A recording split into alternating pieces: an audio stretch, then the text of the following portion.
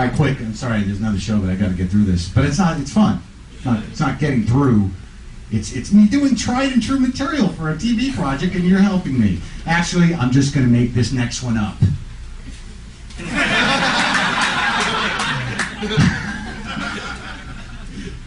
Speaking about technology, recently I took a second job that I didn't know I was going to get. It's loading my iPod. Why didn't anyone tell me that would eat my entire life up? Like, what are we, fucking stupid? I've got 500 CDs that I don't listen to. Don't listen to them. Like, I don't want to listen to them anymore. I wasn't going to get an iPod. I resented people with white headphones. Literally, I had audible resentment. I'd be like, fuck you, I'm not doing it. Like they were actually trying to recruit me. They were like pod zombies sent out into the world with their white headsets to make us feel small and inadequate. And finally, my wife's like, I gotta have them, and if they want one, you gotta buy it for them. So I went to the Apple store, and I had a immediate conversion. You know, you've been to the Apple store. You walk in, you're like, ah. It's like the perfect place for some reason. Everything is just perfect there. They have a Genius bar. The people are nice. And I'm like, again, old guy. I'm like, how much does this 60 gig thing hold? What is that? How much does a 60 gig iPod hold? Like, how many songs? And this woman looks at me and she goes, all of them.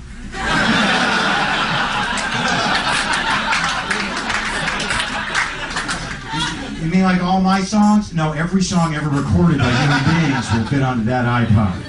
And I was a guy putting one CD into a player at home, and within 3 minutes of being at the Apple store, I'm like, fuck, maybe I need every song ever made with me at all times. Who knows when there's going to be an emergency? I need an Art Tatum tune right away. Who knows?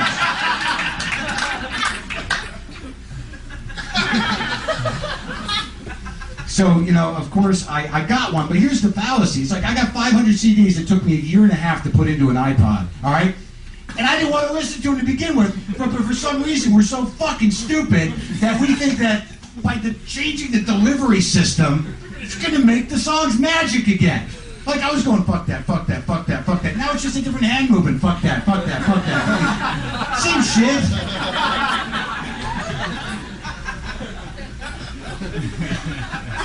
I gotta clean that one up and it's gonna work. I gotta get off. God damn it. God damn it. Okay, kind of did that thing. Oh, okay. Computer's crazy.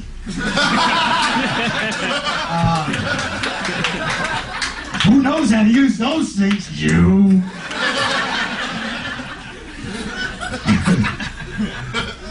I know I'm just gonna quit everything when I do this thing. I'm not there yet. Close. Still squinting. But I'm nervous because we surrender too much information to the computers, and I really believe that you know, they're not really a tool. We're the tools. They're using us. I believe that they've ganged up and they're feeding on our time. I believe that eventually the computer's going to be hooked up to the stereo, it's going to be hooked up to the TV, to the lights in the house, to everything, and we're not even going to be individuals anymore. We're just going to be the part of our home entertainment system that shits and eats. Do you understand? And I have this feeling that they're feeding on our time, and I think I can prove it. You ever sat down and just said, I'm just going to check my email? 6 hours later, you're like, what happened to my day? Where's the day? Your computer ate your day, okay? But that's not the end of it. All that time is being stored in time vats up on the Microsoft campus. And once a month on a full moon, Bill Gates and his wife hook themselves up to the time vats by their nipples and do the dance of eternal life. I'm not making this shit up. I saw it on the internet, all right? So, it's credible information. All right, that'll be big. There's a big building there. It's so weird you make these tapes for them. Just for standards and practices. We don't care how well the set goes. We just want to hear it for content. But, you know, they're going to be like, no, about that bit. So that's why I'm peppering it with, like, that one always works if I put it in context with the other thing that I was doing before. Oh, yeah, all the fucks easily removed. Got a question about jerking. Can you say jerk? Because if you can't, whatever word you have is not going to be the same. Because they always suggest stupid things like, can I say jerking off? And they're like, no, why don't you say eating? This is like a completely different activity. But people will get it.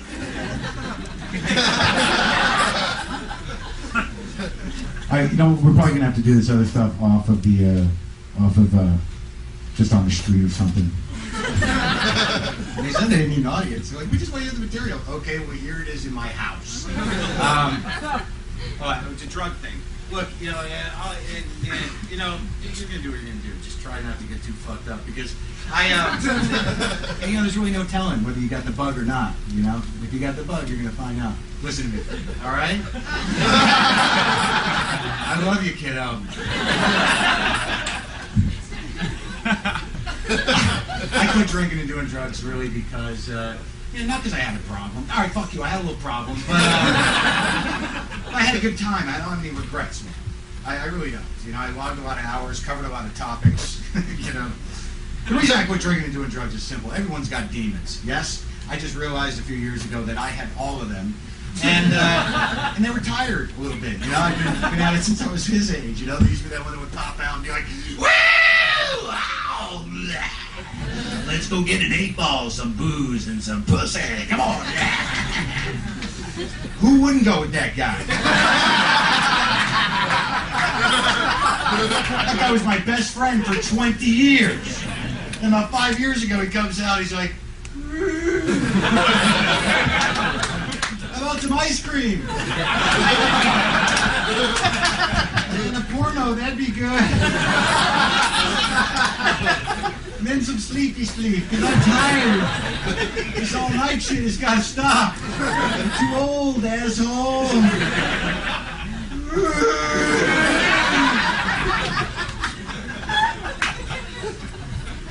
There's something touching about a sad, tired demon sitting on a couch with a pint of Ben & Jerry's Chunky Monkey, just trying to milk an 8-ball's worth of fun out of a pint of ice cream. You know what it's like to have those kind of expectations at a dessert? It's sad. And who would have known when I was 25 years old sitting over a mountain of cocaine saying, I'm never going to die, and I understand everything. That 15 years later, I'd be saying, oh, there's more chocolate under here. With the same intensity, you know? Chocolate will make it okay right now. Well, there's a big piece. I'm good. But that's what you get if you're lucky and live, you know? It's great about being sober, is you can clearly see your disappointment. That's not part of it. All right. This is it. This is the other big part. All right. Terrorism's bad, huh?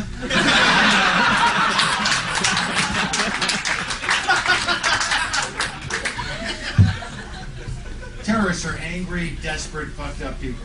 Let me stop the fucks now. Angry, desperate, you know, horrible people. Many of them are religious cults. Some of them are denied sex their entire life. The women they have in their life are forced to cover themselves. They abuse women. The women aren't allowed to talk. And I think that's what's at the core of the terrorist's ability to do evil. Just from personal experience. If you don't have a woman in your life keeping you down somehow, you have no perspective of reality. I picture the conversation. We're going to go and fly the plane into the building. You're not going anywhere. We have people coming over. They're our friends. We invited them. We need to fly somewhere. Why don't you fly to the store and get some ice cream for dessert? No, we're going to fly the plane. No. Okay. Hello? I cannot go to fly the plane into the building. No, I'm not afraid of that. I can explain. I must go get Chunky Monkey now. Okay, assalaam. There's another show, and I'm sweating, and it's good, and yeah, there's other things I gotta do. Here, let me just, hold on. Let me just, you there, Jeff? All right, we gotta do Jill and the Inner Biker, and we have to do, married, stopped, wife, young wife. My wife's 12 years younger than me, and you know, it's the greatest thing ever. The sad part about it is, like, I know if she were to ever just like say I'm leaving, all I could really say is, well, thanks for helping out. Thanks a lot. Good night.